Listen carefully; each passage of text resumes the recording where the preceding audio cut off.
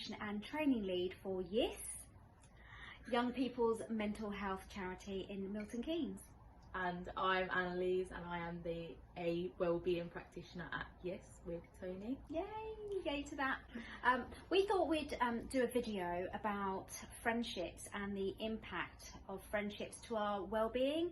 I feel that this comes at a good time now because we've been in a lockdown. We're sort of still in a lockdown but easing out, and I've noticed myself that there's been lots of conversations about changes to friendships, and I'm hearing from young people how that has been impacting their well-being. So we thought we'd just talk about friendships. Do subscribe. Like, comment below. Like and comment below. We're not YouTubers. We just want to talk about friendships. Yeah. So what is a friendship, first of all? Is there a definition for friendships?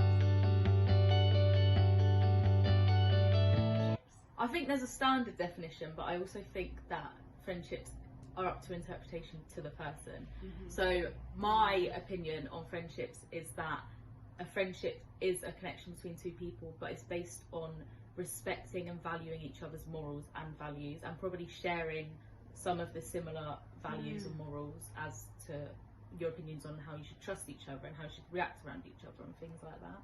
Oh, that's true. That's so true. Like thinking about your values.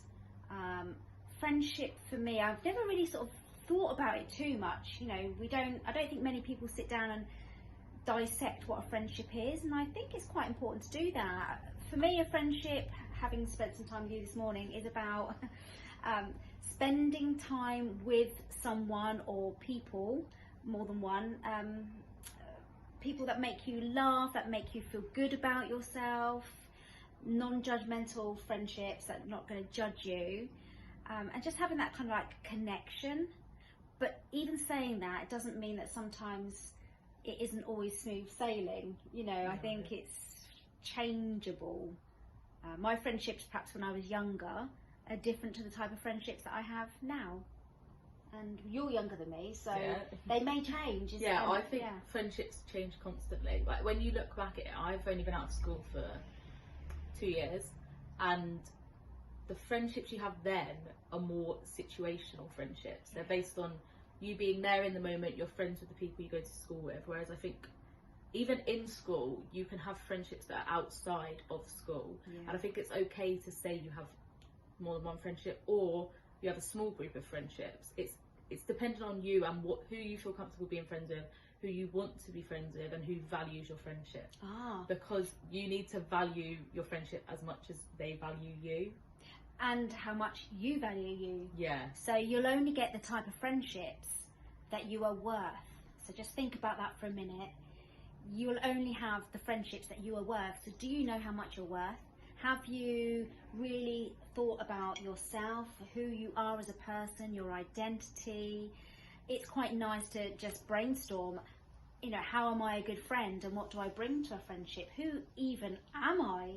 I think your identity is a big part of it, because your identity can help form relationships, but you can also form relationships because of your identity, or form your identity because of the friendships you have, because you might your friendships will be part of your identity, but your identity will also play a part in what friendships you make. No, massive point. I think I just want to ask you actually, do you think it's important to have lots of friends? No, I think it's the type of thing where it's quality over quantity. Yeah. You obviously, if you have lots of friends, kudos to you, well done. Yeah. But your friend, if you haven't got the time, if you haven't got good friendships, then there's no point having loads of them. You need friendships that are going to enrich your life, not make it like more of a draining situation. Because if a friendship drains you, then it might not necessarily be a good friendship to be in. You've just made a really good point, because when you think about friendships, we form our friendships really early on, you know, when we're young. Actually, when you're really young, your parents and your carers decide who you're going to have as your friends. But as you get older, you do get to choose your friendships. So you do have a choice. And I think you need to decide, what does that friendship bring to me as well? And that will help you when that friendship, or your friendships, you're exploring relationships. So the romantic kind. So you need to think about friendships. What do you bring to me? Are you adding value? Are you enriching my life? And those rules apply when you are considering romantic relationships, because it's the same thing, isn't it? You know, your friendships help you form when the time is right, if it's what you want, no pressure. The next stage, which can be a romantic relationship. Enrichment. I love the word enrichment. So does my cat, because she knows it means chicken. So I think the impact of friendships, particularly during lockdown, I've noticed, I've heard from young people that some friendships have changed. They've said they've broken down, and you were saying something about it just fading, rather than it being a breakdown. I think if a friendship, it doesn't necessarily break down, it could just fade, and it might be a less prominent friendship in your life, but I personally think that's not necessarily a bad thing. I think some friendships you grow out of because you're constantly growing and learning and doing new things. It could be something that you needed to grow out of, or it could just genuinely be you're going in two different directions. I think it can fade, and then it can also come back years later, but you constantly do need connections, because you need connections to be a human. And when we think about our mental health, you know, connection is really key. So this is why I think it's so important that we do have connections, stroke friendships, even if they're just kind of short moments in time with somebody.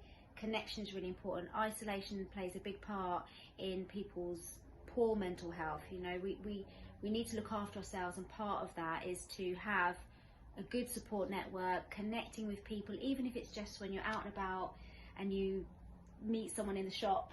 You know, that's a connection, and that could be even a kind of relationship just in that moment. I think it's they important. do hold very different durations. Just because you've been friends with someone for the longest time doesn't mean that it's not impacting you negatively. That's true. It's not about how long you've been friends with them, it's about the value and the quality of that friendship that you do have with them.